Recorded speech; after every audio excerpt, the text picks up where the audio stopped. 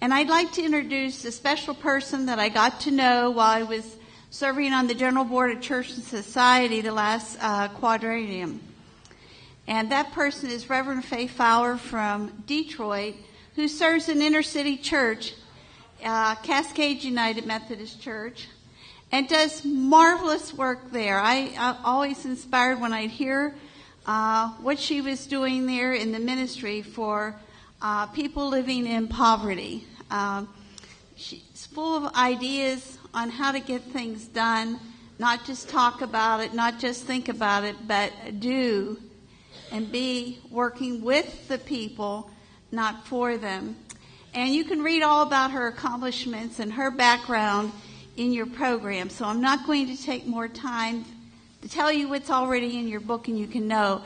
But I hope you will feel as inspired as I was whenever I heard her talk at our general board meetings. And the time that she presented, she had the opportunity to do a sermon for one of our worships at our general board meetings, was just really uplifting and inspiring. And I hope you will feel that way tonight when you listen to her.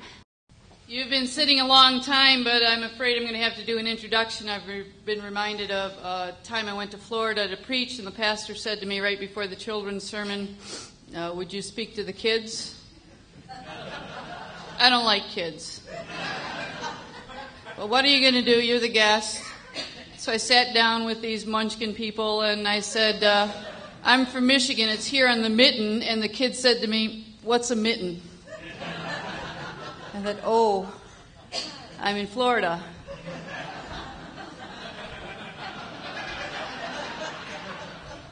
So I begin with that because I'm not in Michigan anymore, and I realize you may not know anything about Cass Community United Methodist Church or Cass Community Social Services. So I'm going to start with the history, and it'll be a little bit boring, but I'll try and spice it up with some stories, some of which will be true. Lewis Cass was the territorial governor of Michigan from 1813 to 1831, and then he was a senator, and then he was the Secretary of War for Andrew Jackson, and he ran for President of the United States twice as a Democrat and failed. This year the Democrat will win, of course. That's just my plug. And he has an okay record. He wanted territories to decide whether or not you could have slaves, so he came down on certainly the wrong issue there. But it's his farm, and back in the early days in Michigan, they were ribbon farms, meaning that everybody had access to the Detroit River to water their crops. So small slices coming up from the water up a mile or two, long, strange farms. And the church bought part of the property so that Cass became the third Methodist church in the city of Detroit. Now, over time, there'd be over 60 Methodist churches, although we're down to 14 now in the city proper. And it built a very ornate building, really, starting in 1883 and finishing up with a sanctuary in 1891. It's something. Should you ever visit Detroit, I'd ask you to come in. The windows are made by Tiffany himself. The organ is the largest 19th century pipe organ in the state of Michigan. The floor graduates up like a bowl, which I understand is a very expensive process, and the woodwork is something to behold. And yet, the church grew early on with wealthy people up to about 700 in 1920, and then it did something your church has never done. It had a fight. Yeah, I know. It had a fight, but the fight was unusual. What happened was the people with money were starting to relocate to the outskirts of the city. And they actually wanted to lift the church up on stilts and roll it out Woodward Avenue to take it with them. Because why would you leave those wonderful windows if you were going to live somewhere else, right? It got so hot, so passionate that they had to call in the hierarchy, and the people from on high were smart enough to know that they should have a vote. And I actually have a ballot. So one member, one vote, which is a good system, I think. Everybody should get to vote. We didn't ask for ID. And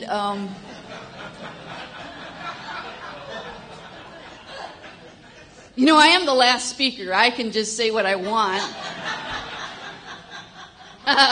So they had this vote, and as it turned out, the church opted to stay there at the corner of Cass and Selden, which was a good thing and a pivotal thing or a hinge thing in history, because not only did they decide to stay with the have-nots, but they opted to change the name of the church from Cass Avenue Methodist Episcopal Church to Cass Community Methodist Episcopal Church. Not that we were Episcopal, but we had, bishops. So...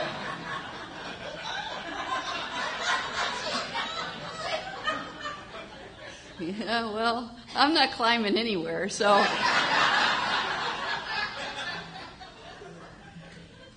it was so instructive as to its identity because in the late 1920s, it was right before the Great Depression. And the Depression in Detroit, you should know, the banks failed in Detroit first. And everything was magnified. That wasn't funny. Who laughed at that? Boy. Okay, I'll let you over it. And we got hit because people stopped buying cars, right? So production went down and people were employed in large numbers. They began to lose their houses, whether they were renters or owners. They lost their cars if they had them. The pastor was a man by the name of Perkins, and he decided he would do something biblical, which is probably something we pastors should do more often. He got a pickup truck and he went to what were the rural areas and now are the suburban areas, and he began to glean. And he started our soup kitchen that has never stopped since 1933. 7 days a week, 3 meals a day, 20,000 meals a week, every week. It doesn't matter if it's a snowstorm or a heat wave or the power's out, people have to eat. And eat they do.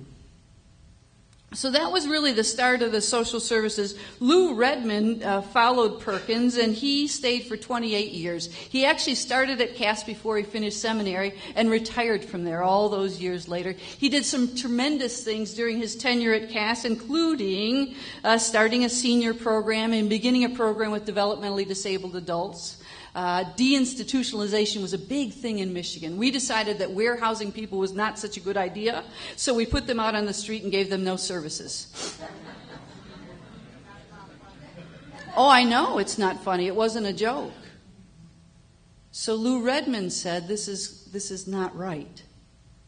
And so he started a program for the developmentally disabled who had been institutionalized, many of them, for their lifetimes.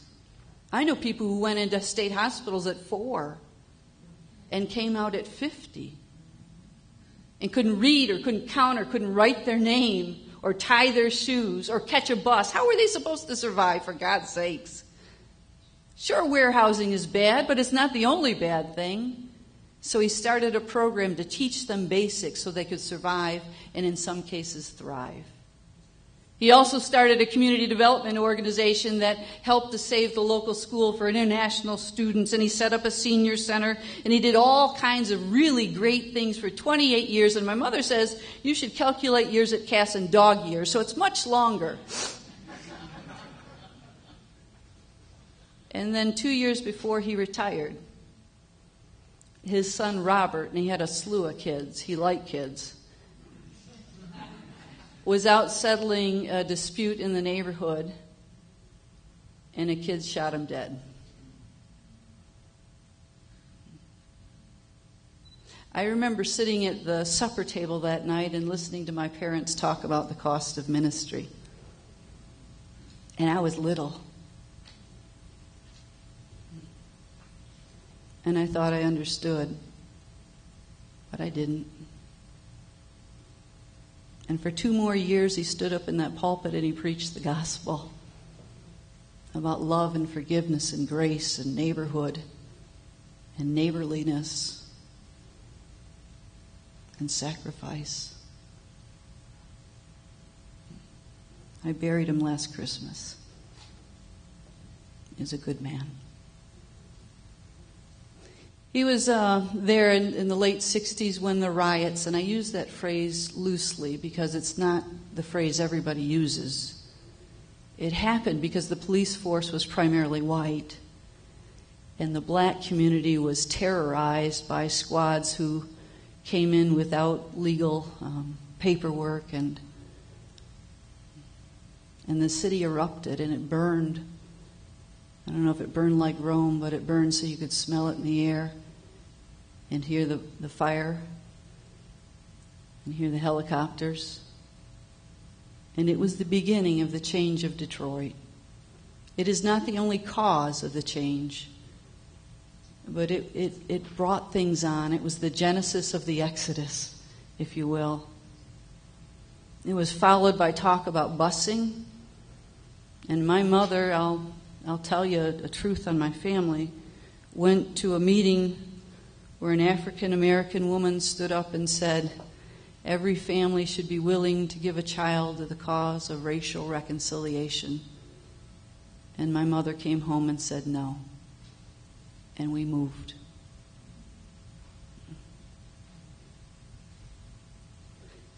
Lots of white people moved. And then people of all colors with money moved. So that the last 40 years in Detroit have marked it tragically, I think. 139 square miles that used to hold 1.8 million people now, according to the last census, holds just a little more than 700. There are 40,000 vacant lots, more than New York, Chicago, and LA combined. There are an equal number of abandoned homes, not boarded up, but loosely open for people to steal copper and people to go inside to stay warm and to steal electricity and attempt to have utilities. 20,000 homeless people, 10,000 beds. 3 out of 4 high school 9th graders will not graduate from Detroit public schools. 3 out of 4. 50% of the citizens in Detroit don't own a car. Did I tell you that the bus stops at 8 Mile?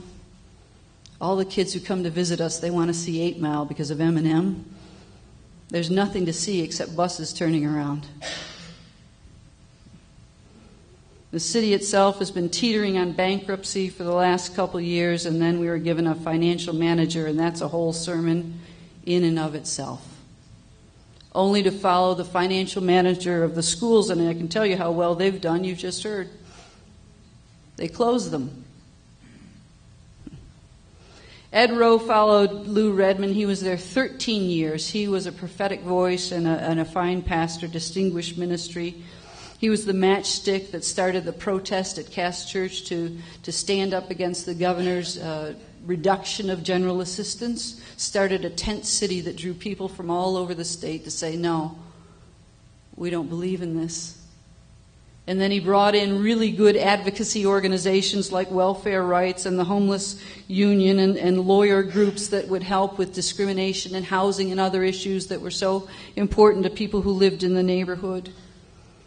He deserves credit for starting the rotating shelter in Detroit, Wayne County, which was really aping the shelter out in Oakland County. And then he started a drop-in center. I listened. It's because during the day, people who are homeless are thrown out of the shelters. And so he started this center so during the day they could come in and take a shower or use the telephone or receive mail or just get out of the elements. It gets cold in Michigan sometimes. It gets hot in Michigan.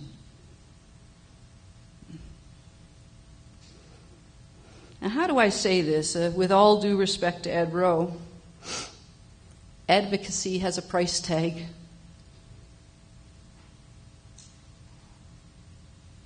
When I came to Cass in 1994, the DS said to me, well, you may have a little bit of financial trouble.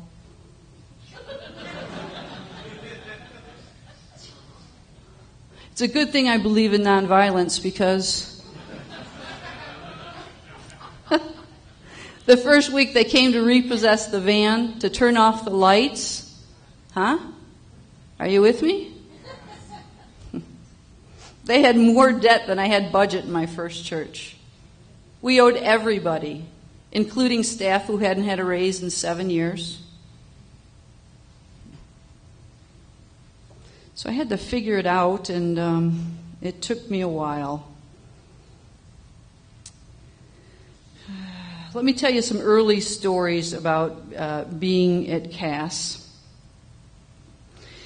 Cass, by the way, I should say this, is considered sort of the underbelly of the city. Even before the city was dealing with large-scale problems, it was seen as Skid Row or the Bowery or the cesspool or the drop-off place for police and ambulances or other folks who didn't want to deal with people. They just dropped them off in this area that was fenced in, if you will, by expressways. Other places use rivers. So I got to work early on that first year and in time for breakfast. And as I got out of my car, all of the neighbors from the apartment building were running out of the building like cockroaches when you turn on the light. They were just zooming right towards me. And they wanted to tell me that there was trouble the night before. We have this big lot across the street from the church, and on it our bus. And evidently a man was going kitty corner across the lot when he was attacked by 3 other people who had not guns, not bullets, not a communion set. That's a new one. But bottles and rocks. Take that to your gun control debate. And they hit him over the head, and they knocked him down, and they stripped off his clothes, and they cut off his private parts. While the neighbors are calling the cops. It's 2 a.m.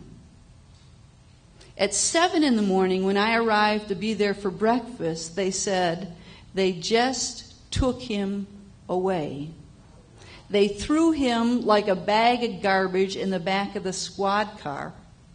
And when I walked next to the bus, all of his clothing and the glass bottles and the rocks, they were still there. There was no investigation. There was no report on the news that night or any night. There was no mention in the newspaper. And I came to the conclusion that some life is worth more than other life. That I can get a pizza at my house, but I can't get a cop car. Well, maybe if they knew I was white, or educated, or middle class.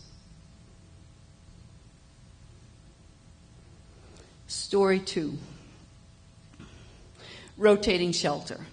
Here's the deal. The homeless come in the middle of the afternoon, and we check them off. They're all here, and we make sure they've had a shower, and we make sure they have bedding, and we load them up into a bus, and we drive them to a church. It's a really excellent program, and at the church they have dinner. I don't know if they have these here or not, do they? I'm boring you. Okay, so they have dinner, they watch TV, they listen to the choir, they go to bed, we have security, they get up in the morning, they have breakfast, they come back. Okay, very good. It runs, October through May. Except for those weeks they don't have any place to go, they stayed at Cass, which at that point was just the church. So adding an extra 100, 80 to 100 people on top of everything else we were doing, not a problem until I said to them, it's Sunday morning, you're going to church. You would have thought I said you're going to Auschwitz. And at that point, if you added 80 people on top of 80 worshipers who didn't want to be there, you'd notice it right away. They're talking, they're snoring, they're walking, they got to go to the bathroom, they got to go smoke, they got to, they got to do something. And at Cass, forgive me, we worship till we're done. We just worship till we're done. It could be an hour, it could be 3 hours. Whenever we're done, that's when we're done. We did about an hour and a half, an hour and 45 minutes that day. And when we were done, I was ready to kill them. I called them into the gym, and I gave them a very long lecture about, don't listen, Bishop. I don't care if you believe in God or not. This congregation makes sure you have something to wear and something to eat and someplace to sleep, and nobody's stealing from you, and nobody's harassing you, and nobody's treating you like garbage. They treat you with respect and dignity. You will not treat them that way. Do you understand me? Yes, Reverend Fowler. Good, I said, tonight you're going back to church. So at night we worship a shorter amount of time, and they came in like Marines, sort of in a single line, and they did the Methodist aerobics. They stood up at the right time, they sat down at the right time, they pretended to pray, they pretended to sing, they pretended to listen. At the end of an hour, I thought to myself, thank God I taught them a lesson. Now, why I still have a church, I don't know. So about 2 weeks later, the desk calls, the receptionist calls from the desk, and she says, Reverend Fowler, there's somebody here to see you. I said, okay, I'll be right there. And I went to the desk, and here was this man, and I didn't recognize him. And next to him was a woman, and I didn't recognize her. And I held out my hand, and he said, I guess I shouldn't play poker, Reverend Fowler, you don't remember me, do you? I said, no. He responded, I was in the rotating shelter when you made us go to church. And I thought to myself, oh my God, he's got a lawyer.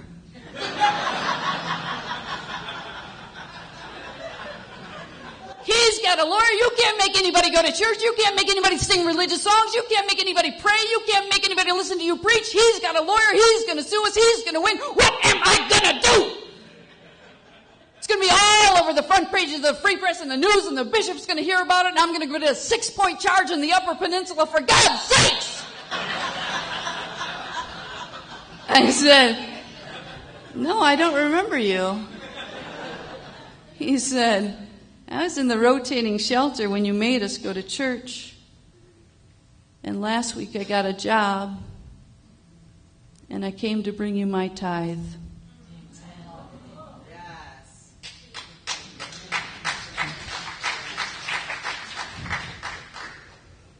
Early on, story 3. So I discover that a lot of people can sing much better than I can. And I asked for a choir of homeless people.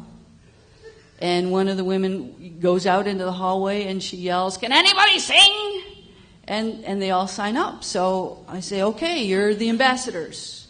And we'll sing all these places, and you'll sing at Cass Church, and at the end of the year, we'll go on a tour.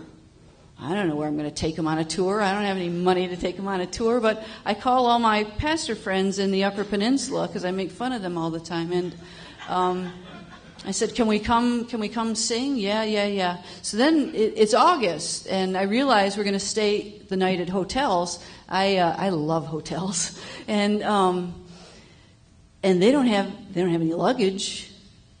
And they don't have any swimsuits, which is one of the reasons I like hotels, is you get to swim. So I called my mom and I said, let's go to Meijer, which is a store in Michigan. And she said, okay. And now you know, not only do I not like children, I have no children, because you can't buy swimsuits in August. Yeah, well, you knew, I didn't. And so I said, how about if we get some of those long basketball shorts? They'll cover everything, and who cares? You're in the pool. And I teach at the University of Michigan, so I got them with the University of Michigan on. So hold on to that. There's more to the story to come. So we're driving to the Upper Peninsula, and I'm fishing for a compliment just because I'm human. And I say over my shoulders, we're going over the Ambassador Bridge. Has anybody ever been to the Upper Peninsula before? Oh, wow. You ready? Most people don't leave Detroit. I just want someone to say, thank you, Reverend Fowler. This is so cool, all right? That's not what I get. The answer I got was, yeah, but last time I was in shackles. Right? Okay. So then we get to Escanaba, and it's a church about this size, and it's all white. It's just all white. The Upper Peninsula is God's country, but it's all white. And yeah, maybe that doesn't work, does it? Anyway, So we get there, and the men, they're rocking. They are just throwing down. I mean, if you didn't have the Spirit, you were dead, but they were dead. I mean, there was nothing. There was no clapping. There was no amening. There was no moving. I thought, we better get out of here fast. Right? So they finish the concert, and there's just this, oh, God. Is this Klan country? What's going on? And this saint of the church, she comes up with her program, and she says to one of the men in the choir, will you autograph this? And then everybody came. Then they thought they were the Contours. They were expecting flailing women everywhere. So then we get to Houghton, and we're at the hotel. And the men go down to the pool, and I change, and I go down to the pool, and I pass the reception desk, and the guy at the desk says to me, are they the University of Michigan basketball team?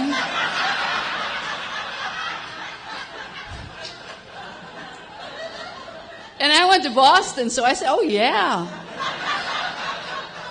We got the best service there, I'm here to tell you.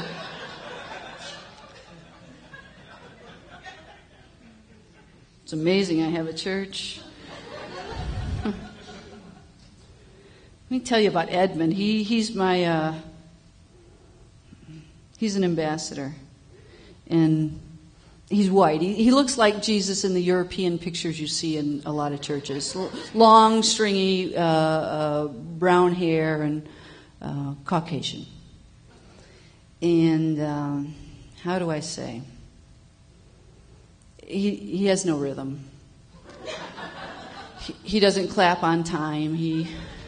But here's his story. When he came to us, he was living with a sister. He is paranoid schizophrenic, living with a sister who's selling drugs, using drugs. He begins using as well. The house gets raided. He's out of it. They take him to the hospital. He's so out of it, they toe tag him.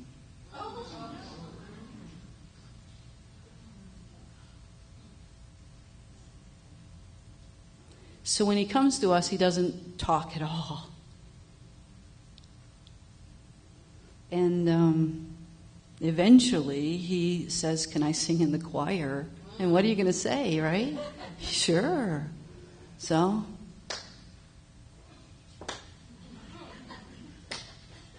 for the longest time, it was just a sway and a clap. Of course, the clap's not on time. I love this man.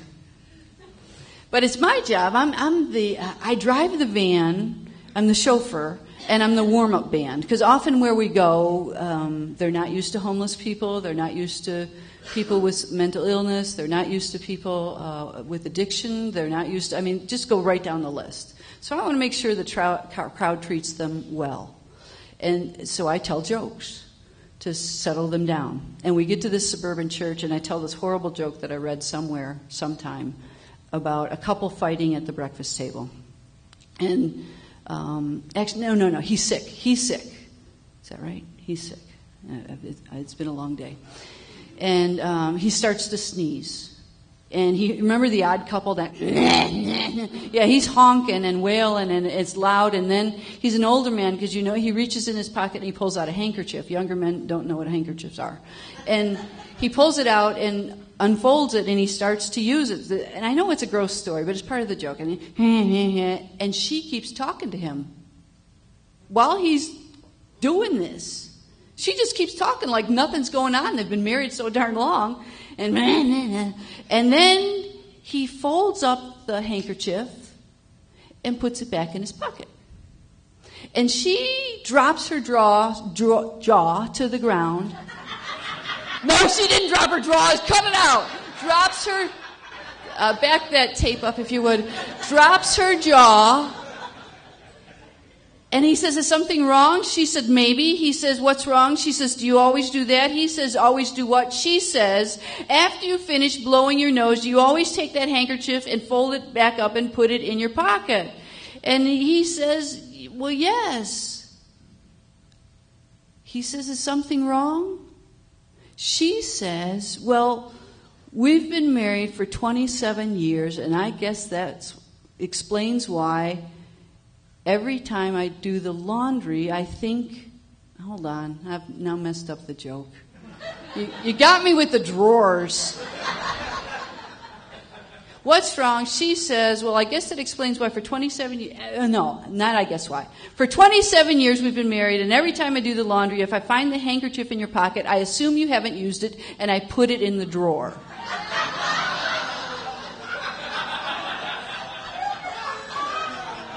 Now he drops his jaw. She says, is something wrong? He says, yes. She says, what's wrong? He says, that explains why for 27 years I haven't been able to get my glasses clean.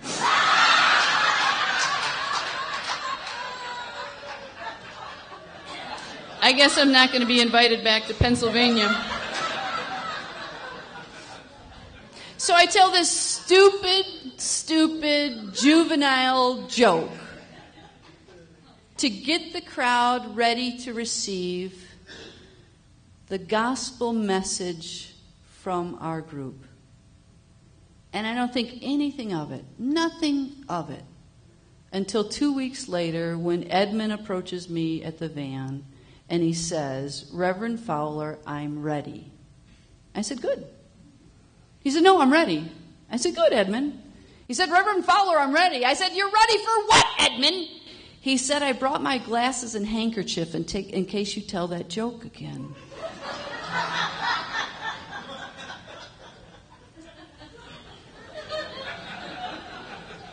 And I thought to myself, here's a man who is toe-tagged, who heard the joke and wants to help. I liken it, you know how old I am now, I liken it to Clark Kent getting in that phone booth and spinning around and coming out in tights, right? And a cape to help people. He's the same man. He's got the same voice, same hair, same fingerprints, same history, same birthday, but he's totally different. That's Edmund. He wants to help. Once he was dead.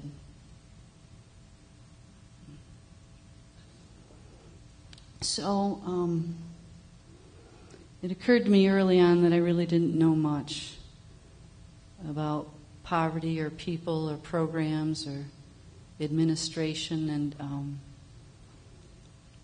I brought in some help to try and figure it out so that we could truly make a difference to not only Edmund, but everybody who's been thrown out of the mental health facilities in Michigan, everybody who comes home from a jail or prison in Michigan, everybody who's been thrown out of a house in Michigan, everybody who doesn't graduate from high school in Michigan, everybody who's dealing with AIDS in Michigan. I mean, the list is so long, it just wasn't enough anymore.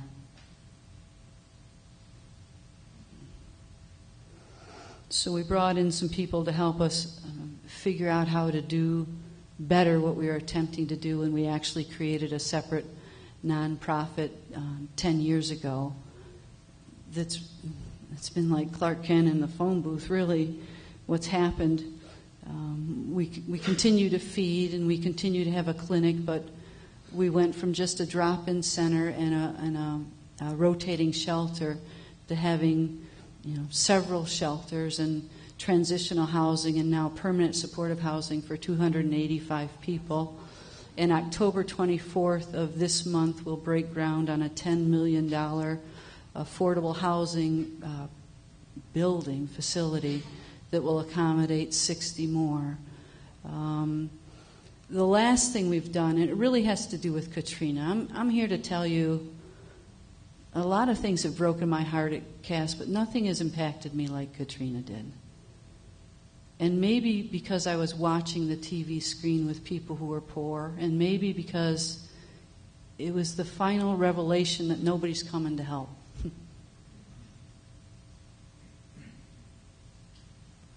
The government is not coming, and corporate America isn't coming. And although churches are coming, they haven't really come at the systemic things that'll make a long-term, lasting difference to the people I love and I'm fortunate enough to be in ministry with. And so we began looking, what could we do in a small way, and then what could we do collaboratively that would change the landscape in the city and ministry as we know it. And so we started looking for ideas that would actually create jobs, not job training, because if you still can't get to where the jobs are, it doesn't matter how well you're trained. So I read in an article about Native Americans from Oklahoma making mats out of tires. And I told you about all the vacant lots, and they're all littered with just mountains of tires because people illegally dump in the city all over. And they're a problem if you want to cut the grass, and they're a problem if you have rodents, and they're a problem, if they're set on fire in terms of the environment and the rest of it. So I called up a representative of the tribe, and I said, we stole your land, and now I want to steal your idea. Because I believe confession up front is important. And fortunately, the man on the other end of the phone gave me every last detail. And so in 2008, we started picking up these tires at no cost to the city and at the direction of neighbors who told us where they were. And we employ 12 homeless men who make mats. There's no government money involved. There's no corporate money involved. There's no church money involved. We just sell them. And they've sold all over the country. We've picked up 20,000 tires thus far. So then we came back and said, okay, that's a good start. And I like the fact that it's linked with sustainability because poor people take the brunt of a bad environment first and worst. They don't care about polar bears, by the way. But if you can talk to them about poor children and polar bears. So then we talked about the developmentally disabled adults. They live on $44 a month. Try it next Lent. Your housing can be paid for. Your food can be paid for, at least most of it if you live in an AFC home. But $44 to cover everything else. Your transportation, your recreation, your birthday presents, your hygiene gifts, your vacations. But remember, they can't read, write, count for the most part. Not all of them, but most of them can't and never will. So we said, what can we do? What can we do? What can we do? And then it dawned on me that we could start a shredding business. And so we got just 3 itty-bitty office shredders, and we talked to doctors and lawyers and said, give us your secret stuff because it will be safe with us. They can't read it. And we set up cameras and alarms and, right? And we began shredding, and they could do it, and they liked it, and they liked getting paid. So we went from 3 shredders and 5 people to 3 bigger shredders and 25 people. And then we won some big national competition. Now we have, those middle-sized shredders would shred a ton of paper every 4 weeks. Once we won the big competition, we have machines now that'll shred a ton of paper an hour. And we have 50 people employed shredding paper for doctors, lawyers, accountants, a trucking business, a school system. Yeah. Keeps it out of the landfill, keeps it out of the incinerator, pays people who, by the way, are going to spend their money in the neighborhood because that's where they live. So then we went to the University of Michigan. I'm going way long, I know, I'll shut up in a minute. And said, we'd like to do some more sustainable stuff. Can you have a competition among students? And we came up with this new urban planter that takes wood out of houses that are being demolished and creates a form for them and recycled glass that's everywhere so that our people with AIDS now have jobs making urban planters that are selling like hotcakes. Last but not least, we couldn't figure out what to do with the tread of the tire, but the University of Michigan students knew. There's a place in West Michigan that will take our tire treads and take the steel out and give us back the rubber that we then mold into sandals that use seat belts for the top and the rubber for the bottom. And by next summer, we'll have 50 kids making sandals that will have a D on the bottom, like the Tigers who are winning. And the slogan will be, leave your mark.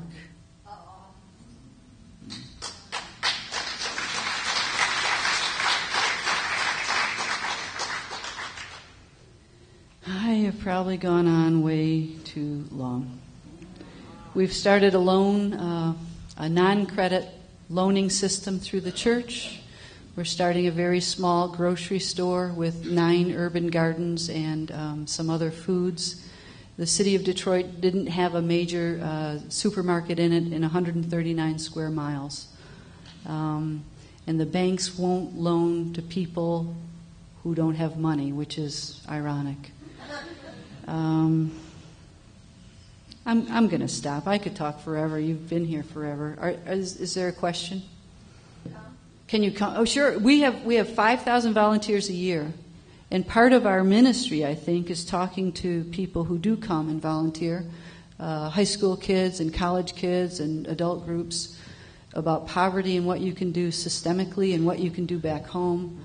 And you work side by side, which is unusual. And the people in the shredding room, in the tire room, in the planter room, in the sandal room, ultimately, are then the teachers. And you learn from the pros because they're the ones who know how to do it. Yeah. It's a non-profit organization. Yeah. Would you be willing to talk with Cindy and help her to help us? Sure. Thank you. Uh-huh. That was easy. I don't know if you want to talk to me, Cindy, but if you want to, I'm willing. Hi. So my question is, what is the congregational makeup at Cass? Mm-hmm. And how did you get the people in your congregation to do all this wonderful stuff? Because it probably wasn't, they probably had to grow into it or figure it out or have some kind of like theological foundation that allowed them to move forward in that way. Very good question. They didn't need me for the theological foundation. Let me start there. They're from the neighborhood. They know the needs. They knew it before I got there. I'm very the Cass congregation is a small church. There's 100 members. 90 come on Sunday morning. 50 more come on Wednesday night. It's a separate worship space and attracts mostly homeless people who have a very rich worship life, but it's in a different location. On Sunday morning, we do have homeless people. We do have developmentally disabled adults. We do have a few prostitutes occasionally. But mainly they're just community people. Many people walk to church. A lot of the kids come to church without parents, so there wasn't a lot of persuading. Probably my proudest moment with the congregation was early on when I was convinced we needed to do affordable housing. And it was our first project, and so I went to the church and said, I think we can do this, but nobody wants to give us any money because we used all of our endowment at the Depression to start the soup kitchen. So we've never had an endowment until very recently. So in order for anybody to loan us money, we had to put up everything they owned as collateral, everything. Every vehicle, every cross, every hymnal, the Tiffany windows, and they said yes. They school me once in a while. It's allowed. The church is about 70% African American. We have some Africans, meaning people from Liberia. We have had people from Pakistan. We have, in the distant past, people who are Native Americans.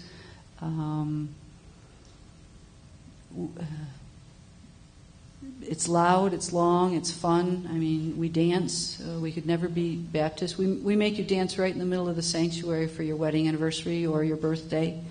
I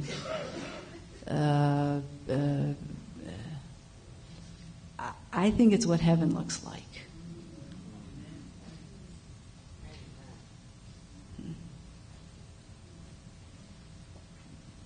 Yeah. You say, the government isn't coming, corporate America isn't coming.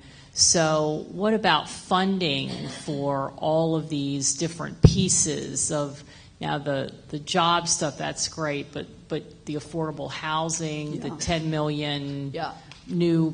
I do pole dancing. Yeah, okay. On the side, right? After after you teach at Go Michigan? ahead. I've got a or- new bishop. She doesn't care. So I'm just curious about that piece. Yeah. Where But the 10 million is a combination, and I was referring more to right after Katrina not being able to get help. I mean, statistically, we were New Orleans. My joke was always just add water, but nobody would help. Nobody would help. Unemployment, housing, education, police protection. I haven't had streetlights for 3 years. You know, so that was the frustration. In terms of this new project, we have government, federal money, state money, city money, corporate money, Yeah. and private donors. Yeah. All Okay. said yes. All right. It's taken us 4 years, and it has improved my prayer life significantly. Okay. Thank Yeah. you. You're welcome. That was a great question of clarification. Yes, I have a question. Actually, a question and a comment. Sure. If Michigan won't take you, we'll take you. Oh, thank you. I like it. So you here. found a home. And you know what I've mittens been are. to that part of Michigan, I know. and the question is, if people in Pennsylvania wanted to get the information on how you started Sure. these different projects, Yep. and who you were talking to, can we get that information? Absolutely. And adjust it to the needs of Pennsylvania? Sure. We try not to be greedy with, I mean, just like the Native Americans were generous with us, we try and be generous when we can be. Some things don't translate perfectly, but always there are ideas that can, I think, be turned into something. What does your staffing look like, and how are they paid, or are they all volunteers? How do you work that? Well, if you ask them, I work them like Hebrew slaves. And we have 100 people on staff. We have 5,000 volunteers a year. The church staff is very, very small, but the nonprofit staff is relatively large, and many people with degrees. But it sure didn't start that way. Back to the budget, I think we're currently at $6 million. When we created the nonprofit as separate but linked to the church, the annual budget was about $1,750,000. So in 10 years, it's really grown significantly, in spite of the fact that Michigan has just been in the pits. We've taken reductions in grants, just about every funder. You said that the congregation, the people are from the neighborhood and they understand the needs of the neighborhood. Mm-hmm. I'm wondering from the perspective of a congregation where the folks are driving into the city from outside the city and struggling to connect with their neighborhood, but wanting to be a congregation that is connected. What would be first steps?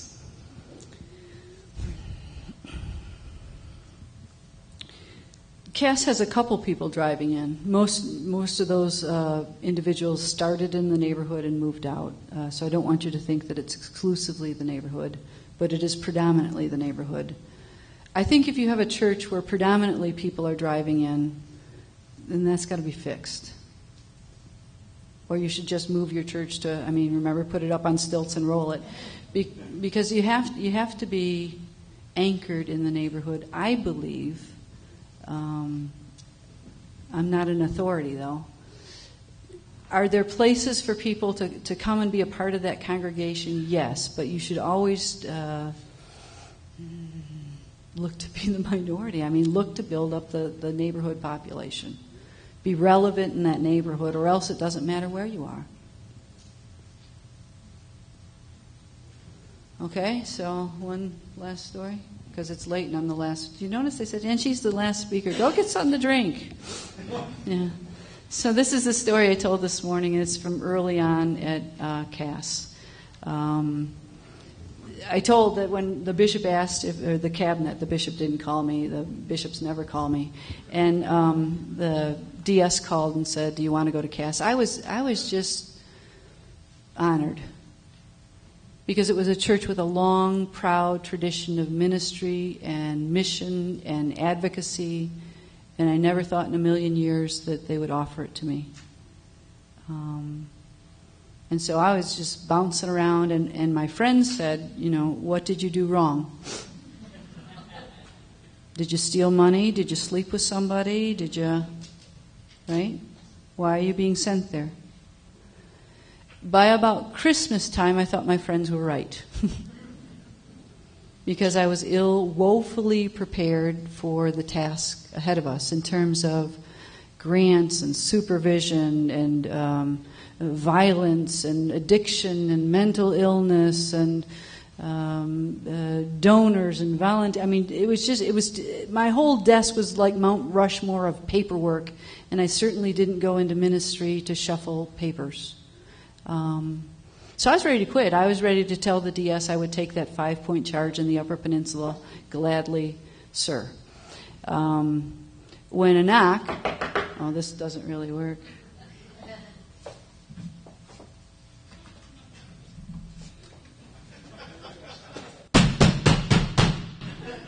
Came at the door, and at that point my door was right off the front door of the church. I've since grown wiser. And I went to Boston University School of Theology, where you learn all the best, right? I, thou, sympathy, empathy, compassion, ground of being. You learn from the masters about how to be empathetic. So when the pounding comes at my door, I, like any good pastor person, yell, "Go away, I'm busy!"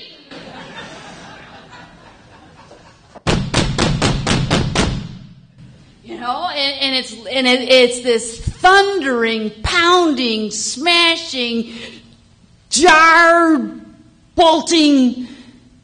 I would have guessed pretty quickly by the way she was made up. I often tell groups, if you're looking for a fundraiser, you can make $10 a half an hour.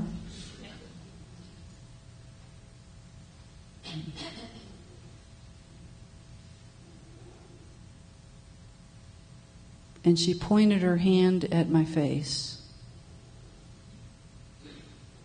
And she said, "Reverend Fowler, you've got to get her off my corner."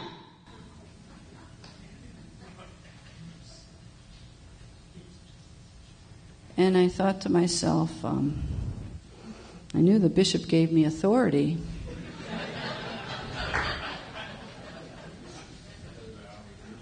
But I had no idea and then I looked up at Linda,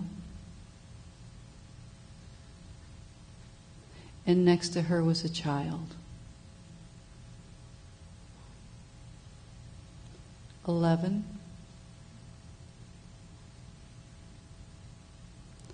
And for all the excellent education I've been privileged to receive, I couldn't think of a thing to say. And I called for a social worker to take her away and start the intake process. And I sat there alone with Linda the prostitute, who said to me, "You know, Reverend Fowler, I wasn't so much worried about the competition, but I looked at that little girl and I saw myself, and I knew that the church could save her." If the prostitutes know the power of the church, why are we hung up on what politicians won't do, or corporations won't do, or bishops won't do? I mean it. People are counting on us to be the church, to speak up and stand up and shout and pound until justice rolls down like water. And not just with hygiene supplies, but to make sure people have the basics and are treated with dignity. I mean, if the time isn't right now, when is it going to be? To get out of the pews and be the church and not just have the church be a building. The prostitutes know. The question is, do we? Amen.